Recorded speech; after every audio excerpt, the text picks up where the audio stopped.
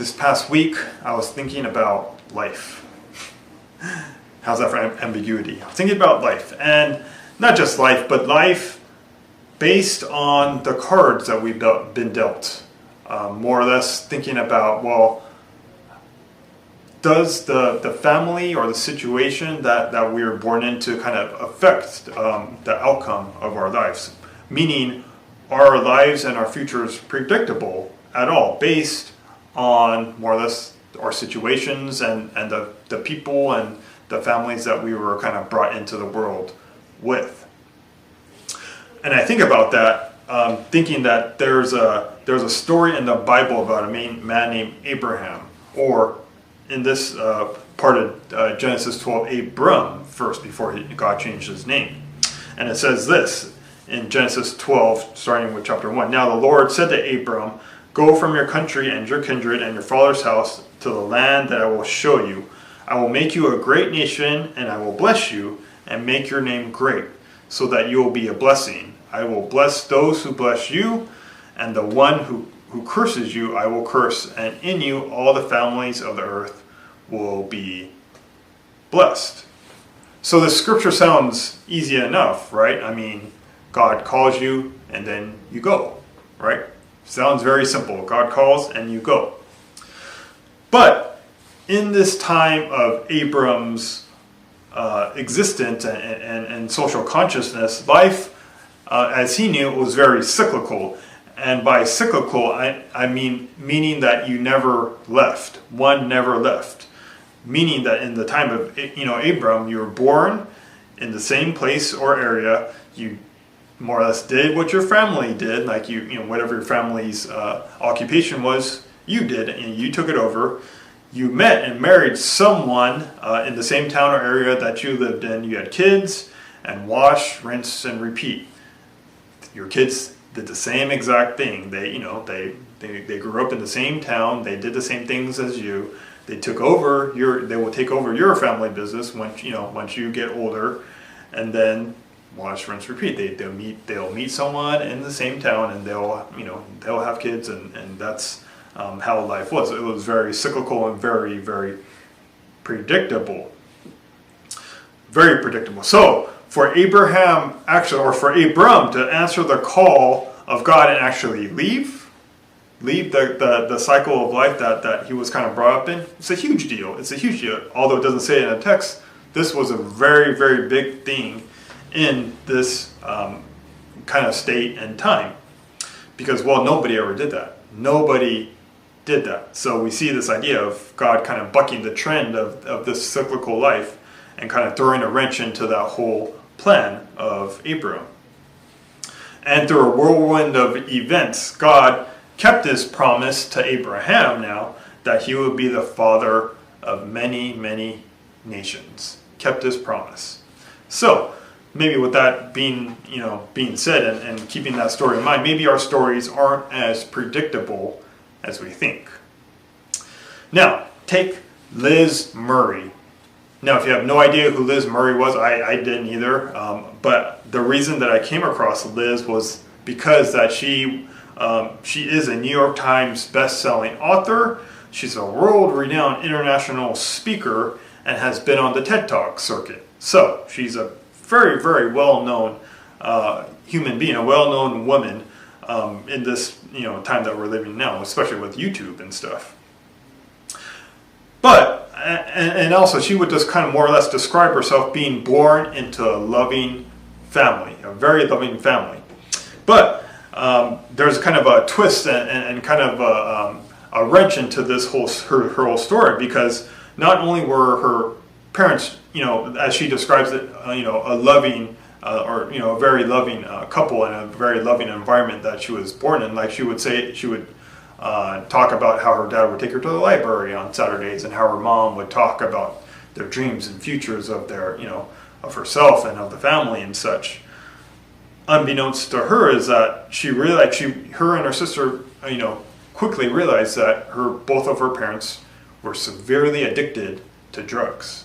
And so much so that it wouldn't be uncommon that they were sitting, on their sofa, and they would look behind them, and they would see their parents shooting up, and putting needles into their arms and getting high and just, having this paraphernalia around the home.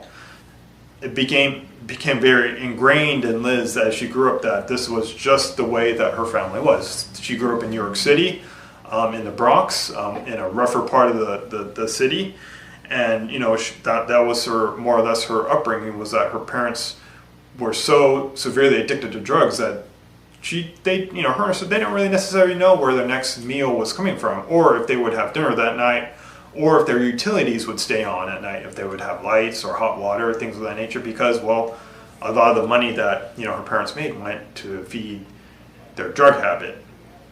Now, at the age of 15, Liz's mom was, diagnosed with HIV. She became HIV positive.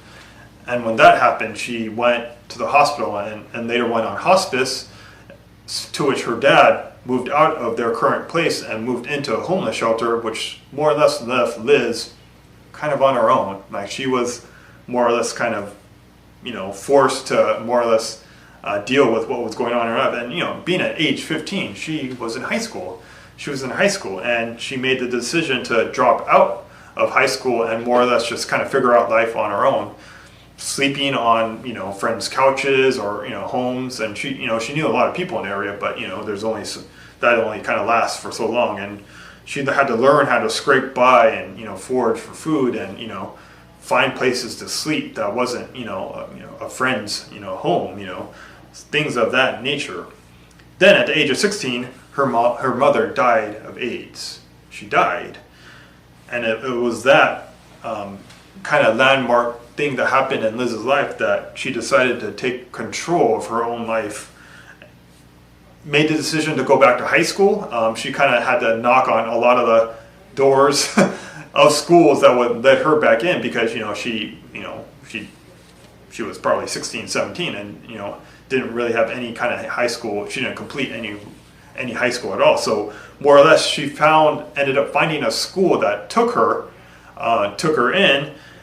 And what mainly happened was that she squeezed 4 years of high school into 2. She squeezed 4 years of high school into 2 and got straight A's, all the while being homeless.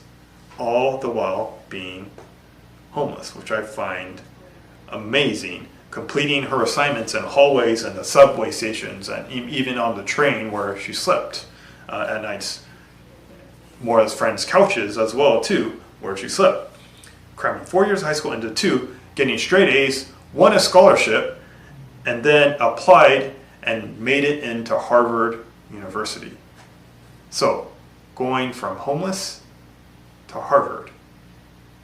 And then, a few years after, completing a master's program at the University of Columbia in with a psychology degree. All this to be said, she was quoted as saying that for a lot of her life, she was tempted to think that because of my past, I couldn't change my future. I couldn't change my future. With that in mind, today's scripture has to do with the question of, is life pre-written for us? Is it pre-written? Are we doomed based on our sin or our parents' sin? So yeah, keep that in mind as well. And we'll look into our scripture today. It comes from John chapter 9, 1 through 12. So as we kind of think about Liz's story, let's see what this scripture says to us this morning as well. So, starting at verse 1, it says this: As he walked along, he being Jesus, he saw a man blind from birth. Verse 2, his disciples asked him, Rabbi, who sinned, this man or his parents, that he was born blind? I'll read verse 2 again because this is really interesting. His disciples asked him, Rabbi, who sinned, this man or his parents, that he was born blind? Again, there was a reason. There always has to be a reason why he's born blind. Jesus answered, neither this man nor his parents sinned. He was born blind so that God's works might be revealed in him. He must work the works of him who sent me, while in the day, night is coming when no one can work. As long as I am in the world, I am the light of the world. When he had said this, he spat on the ground. He made mud with the saliva and spread the mud in the man's eyes, saying to him, Go wash in the pool of Siloam, which means sent. Then he went and washed and came back able to see. The neighbors and those who had seen him before as a beggar began to ask, is this not the man who used to sit and beg? Some were saying, it is he. Others were saying, no, but it is someone like him. He kept saying, I am the man. But they kept asking him, then how were your eyes opened? He answered, the man called Jesus made mud, spread it on my eyes, and said to me, go to Siloam and wash. Then I went and washed and received my sight. They said to him, where is he? He said, I do not know. So the notion that disability is caused by the sins of the parents actually had its roots in the Old Testament scriptures in Exodus, which are quoted and reiterated in the book of Numbers and Deuteronomy. So despite the book of Job in the Old Testament, the theory that there was a direct causal relationship between sins and sickness was still very, very alive in Jesus' time. So again, sin caused by parents or someone in your ancestry could affect you. This idea was really believed in the time of Jesus. So if an adult got sick, the blame could lie in his own behavior. So if they're acting, in a certain way, that was the reason why they're sick. If a baby was born with an illness, one could fall back on Genesis 20, verse 5, and it says this, I, the Lord your God, am a jealous God, punishing children for the iniquity of parents to the third and fourth generation. Now, also according to a lot of Jewish rabbinic commentary, that a fetus, meaning a baby that's still in the womb of the mother, could commit idolatry. What? Like a fetus could actually commit idolatry, which is interesting that if a mother entered a temple of an idol, therefore the baby who is inside the mother in the womb committed adultery. How about that? Whereas God's work is not to condemn people to darkness, it is to bring them to light, or to bring light to them. This to say, the man was not born blind as a punishment for or as a result of sin. The man's blindness will show that God's purposes are to bring light into the darkness of human existence. Light into the darkness of human existence. So Jesus approaches this man, then Jesus makes mud with his own saliva and dirt, spreads the mud in the man's eyes, and commands him to go wash it off in this pool of Siloam. Now, if you're thinking, my, that's kind of gross. That's not very sanitary. You aren't alone. Yes, that's super gross and strange, and I'm really not even talking about COVID either.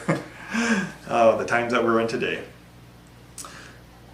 Because in the ancient world, saliva was thought to have curative properties, where even several Roman historians report that the Emperor Vespasian actually cured a man's blindness by, spitting in his eye. Go figure. So suffice to say, nobody back in this time would have thought what Jesus was doing was weird or strange. They thought that this was kind of par for course in terms of how to cure blindness. Then Jesus sends the man to wash in the pool of Siloam, which according to John means sent. Now this particular pool is fed by a local spring, and this is actually the pool in which water is drawn for a particular Jewish feast, meaning the Feast of the Tabernacles. Thus, linking this man's washing to Jesus' promise of living water. It was at this pool where Jesus declared that he is the source of living water.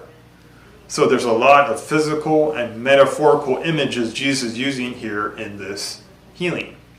So despite all this negativity that he had, this poor formerly blind man had to deal with in the course of the day, the text actually gives no indication that this blind man was calling to be healed.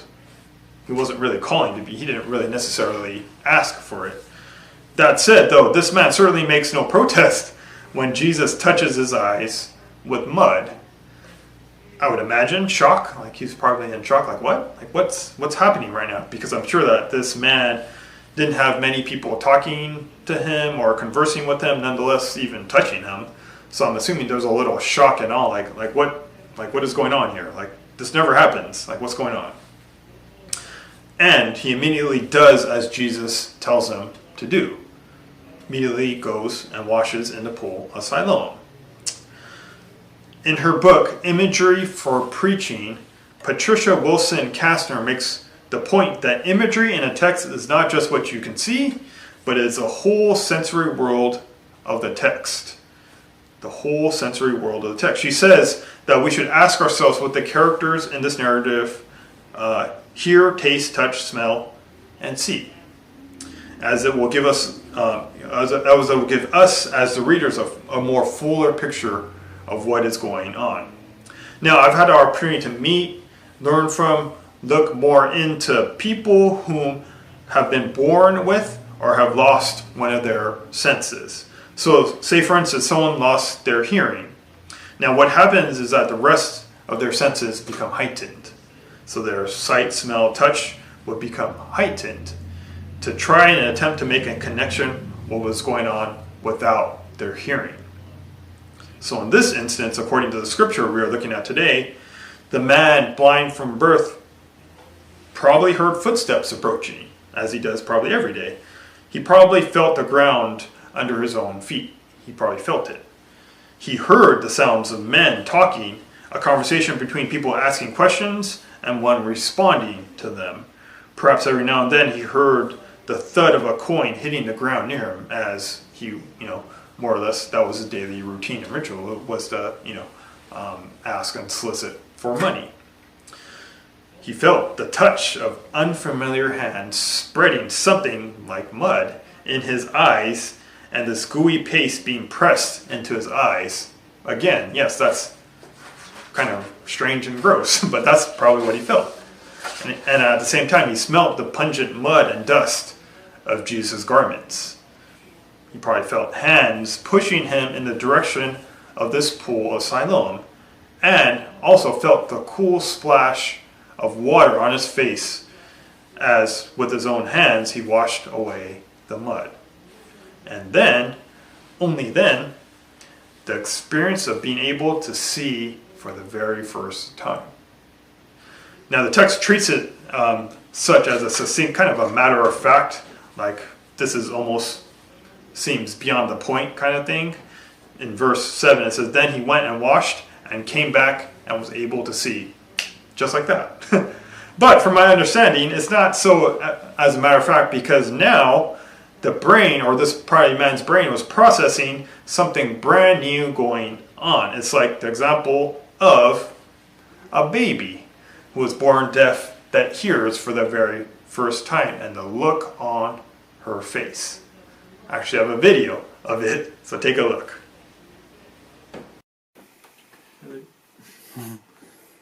Pop this in again. Here we go.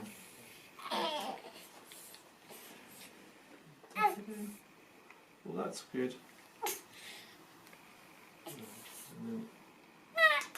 I'll turn it on, so it'll only come on after a few seconds.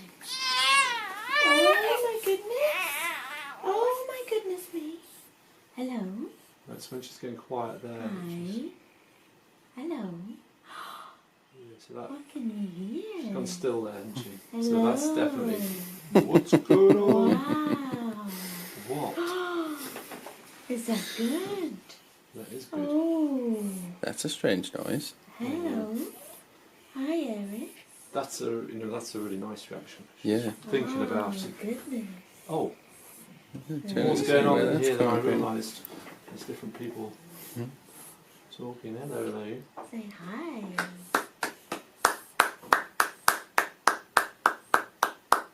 What's that?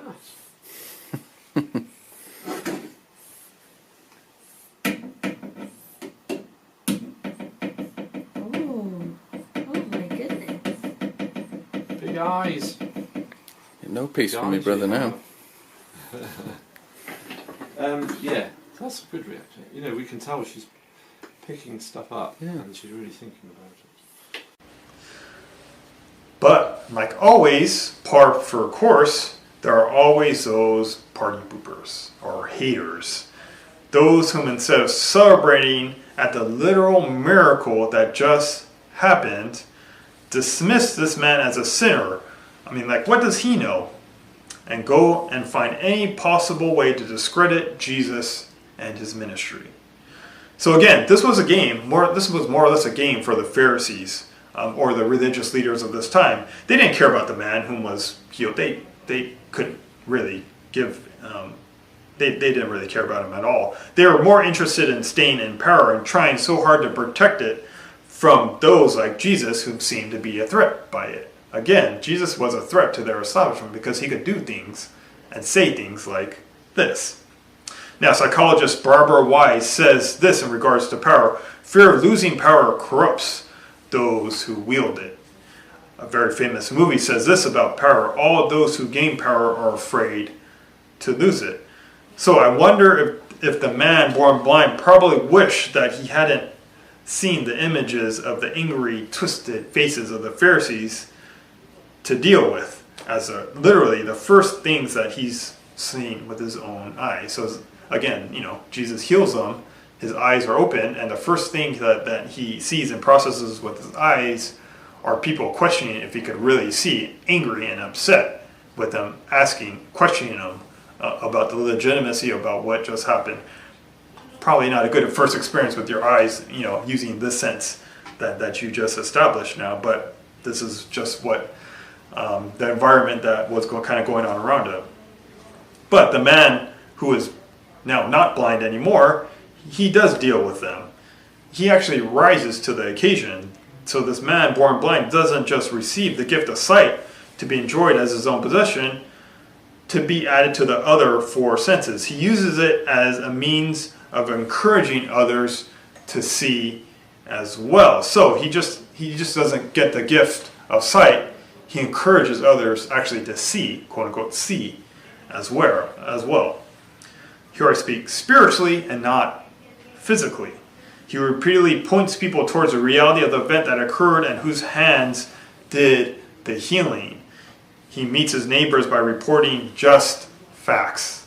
Just the facts. Yes, I am the same guy who used to sit and beg. And yes, the man called Jesus is the one who gave me this gift of sight. Again, he had to kind of repeat this over and over because nobody believed it. Nobody believed it. Now, this man was actually under an incredible amount of pressure to lie. Why? Well, because remember, the Pharisees, they did hold a lot of power in this time. And again, they would do just about anything to stomp out a potential threat to their throne. Hence, blatantly dismiss a miracle that was in the public for everybody to see. I'm actually really impressed by the way the man who was born blind dealt with this pressure to lie. To say, I mean, you could probably easily say, I wasn't really blind. He isn't really the Son of God. He really didn't heal me. He didn't, change my life. He really isn't the one that I worship. It was just kind of a hoax, but now I'm back to, begging on the roadside, pretending to be blind kind of thing. He could have went down that route, but he didn't. Because he could have also said, who would have believed me anyway? Because, I'm a beggar. I'm cursed already beyond measure. Such a sad reality to constantly live in. But it seems like this man must have been pretty keen, or must have had a pretty keen spiritual sight, more or less sight, long before he received his physical sight, because he uses the added gift of physical sight to read the faces of Jesus' detractors and come to the same conclusion as Jesus about them, where he says later on in the scripture in verse 39, there is none so blind as those who will not see. There are none so blind as those who will not see. Again, a play on sight, physical and spiritual. So, as for the formerly blind man, his story ends with the exclamation point of faith. He offers ultimate proof in the Gospel of John that one has clear spiritual sight in verse 38, where he says, Lord, I believe. Simply, Lord, I believe. While the dominant theme in this passage is blindness, while on one level blindness is physical, but by the end of the story, blindness has acquired a figurative meaning as well. The once blind man now sees, whereas some with physical sight are in fact blind. As a man gains his sight, he also gains a greater insight into Jesus' identity. And even after gaining his sight, even defends him on this point. Doesn't lie about it, but defends who Jesus is. So, all this to say, our stories aren't predictable, are they? Or boiled down to being simply cyclical, despite it seemingly that way. Because every now and then I kind of get caught up, in my life in the day-to-day, kind of thinking, man, my life is just so boring. It's just so predictable, so boring. And then I think, well, how can it be boring with, my 2 bundles of joy at home? I believe we all miss so much of God based on the work and the business and the mess that happens in life. But God thrives in what we see as the mundane. Our stories are so very unique that there isn't any other one like it on the planet. Now, if we think about it, that's incredible considering there are almost 8 billion people walking planet Earth right now. And that's the way God intended it to be. And this is why our stories and voices matters, because there isn't another one like it. Again, close to 8 billion people walking planet Earth. Our story is unique, and that's why it matters. So may we know and understand that we have the capability to welcome others into the story of God by merely being attentive to our ever-changing and evolving story that was happening right before our eyes. Like our friend Matt mentioned a few weeks back, our stories aren't over yet. It's still happening right now. And God has so much in store for us all. I'd like to conclude today with a story and a testimony from my loving wife, Erin, whom I had to more or less twist her arm a little bit to do this, but I owe her a favor now. So she recorded maybe a 10-minute long or so testimony and a story. So I hope that you enjoy her story, and I hope that you have a blessed week ahead. So take a look. Hi everybody, this is Erin. Sorry I couldn't be there this Sunday to share my testimony, but this is my testimony. So let's see, I started going to church when I was in about 3rd or 4th grade, because someone I used to be babysat with when I was younger invited me to play on their basketball team. I'm terrible at basketball, but that is how I came to church. So one of the families that were coaching it, I became really good friends with their daughter, and so they kind of adopted me as their second family, and I would go to church sleepovers and church events, and I went to church camp and all of that. So in about 6th grade, I went to church camp and accepted Christ. Church was always like the best place for me for high school and middle school, through all the ups and downs. My friends were always the ones who helped support me. So when it came to going to college, I went to Biola, and it's really close to Anaheim Free Methodist Church where I was going. And so, it was pretty easy for me, a pretty easy decision for me. I loved going there. I got to learn more about Jesus, and even while being a biochemistry major, and I got to be closer to church and closer to the people that I really wanted to be with. So at the time I didn't drive yet, so Wayne would pick me up and take me to church and all the youth events. And he was also studying at Fuller at the time, so being a science major, I always had to study. So we would study together at Starbucks, and that is how our relationship kind of started. At some point in college, Wayne and Josh Mori were leading a mission trip to Tokyo, Japan, through EPIC, the Asian branch of Campus Crusade, or Crew now, I guess. And so I went with them, and it was probably one of the best months of my life. It's just fun being in a new place, getting to eat all the amazing food, having the purpose be to talk to people about Jesus and worshiping Jesus with other people who are just as excited about, their faith as I was, and exploring an amazing city. So I loved it so much. I did go back to Japan for missions another 2 times after that. at that time in college, I was probably what you would call, on fire for Jesus and just loving it and doing all these things. And then when I was a junior in college, things kind of took a big turn. I had gone one afternoon, I got a call from my mom and my brother, and they had told me that my stepsister had taken her life, and it was a really big shock, to say the least. Nobody really saw it coming, and it was only after her passing that we found out that her alcoholism and her eating disorder had really come back. And there were bottles everywhere. The clothes that we were looking at in her closet, I could barely fit in, and she's, supposed to be a bigger person than I am in size and stature, so that was pretty it was really shocking. And then a few months earlier, I had gone home and I had actually received words to pray for her, and I gave it to her subtly and things like that. And so this really came as a shock, and so I had naively thought, like, oh yeah, I prayed for you, so you should be good, and I shouldn't have to worry about you. And obviously that's not the case. And now I know obviously things are not a one-time thing, but at the time that's what I had thought. And it kind of like, oh, Jesus has got it, like, it's okay. So when she passed, it was really shocking for me, and I kind of went into a downward spiral for a couple years.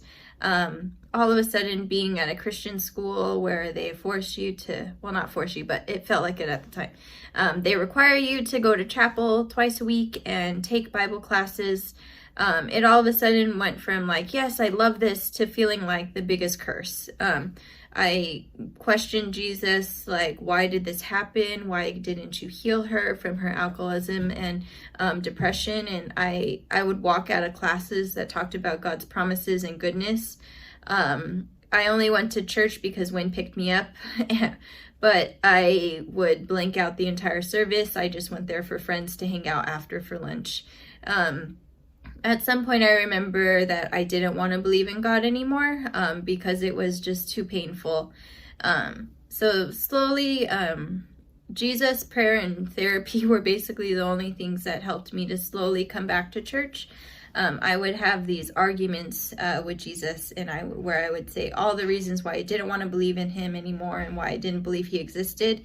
And then Jesus would counter in true Job fashion with questions like, and the one that I couldn't get past was, if I don't exist, then were all the miracles that happened in Japan and in your prayer group just pure chance? And I couldn't say that those things were chance. I just couldn't do it. I knew that they weren't. Just the things that happened and the way they happened, just it was impossible to be just pure chance. And so I conceded, and I still believed in Jesus, but I was just mad at him, and I was okay with that. So then after Biola, I went to Loma Linda University to get my degree in clinical lab science. And those 2 years were pretty crazy. I didn't go to church much, but I was literally studying all the time. And so Wayne had also stopped being the youth director at Anaheim at around the same time, and was starting to support Raise at Epic. So when I had time, we would just kind of church hop around, and that was kind of like my slow reintroduction to church.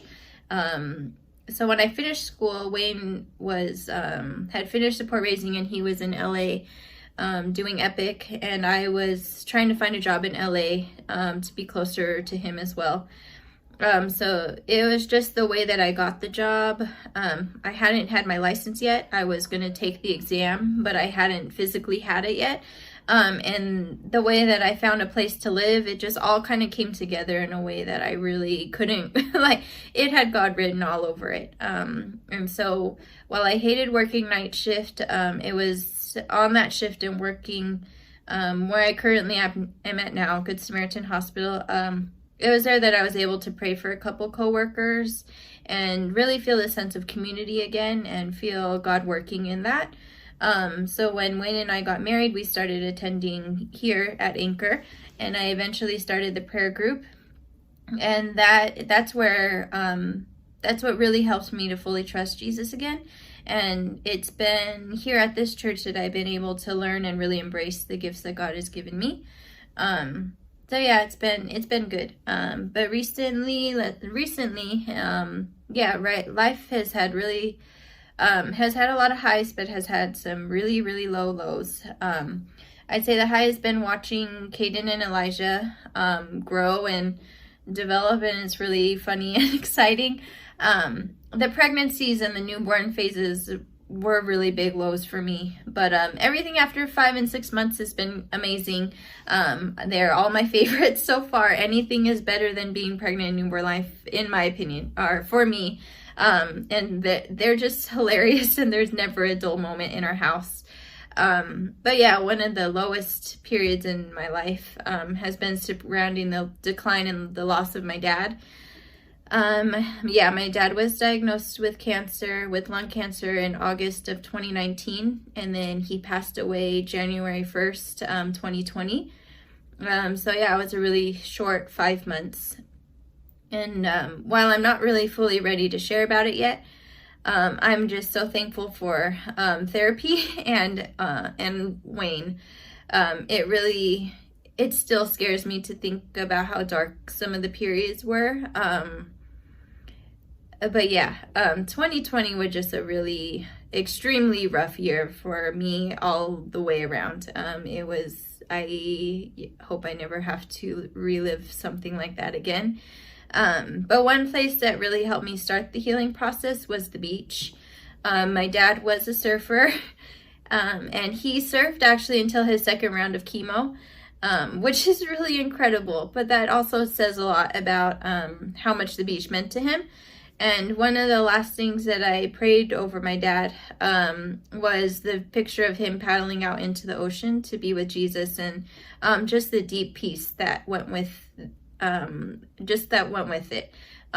it's really no surprise that my dad wanted to be laid to rest in the ocean, and we had a really nice service, and it was really great. So when I really miss my dad and I'm really having a hard time, I go to the beach and I sit and I be with my dad, and I start to feel that peace again. And so yeah, I'm just really thankful for the place, for having that, and having a place to still be with my dad.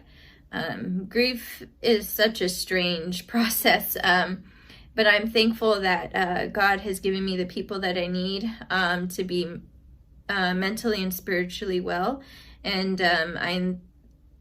the thing I think that I've come to accept about life, and I really hope to teach my boys, is that life is just can be the craziest roller coaster with all the twists and the turns and the ups and the downs, and but it also can be really slow and boring, with gradual inclines and gradual declines. And but the main thing is that God is there supporting us and guiding us and holding us through it all. And yeah, he's the one that is there constantly, even if we can't see that. So yeah, I just hope that I can teach them, and that my testimony, my story can help others to see that too. And yeah, I'm just thankful for the community, and yeah, just my family and everything that God has provided. So hope you have a good rest of the Sunday, and yeah, see you next week. Bye.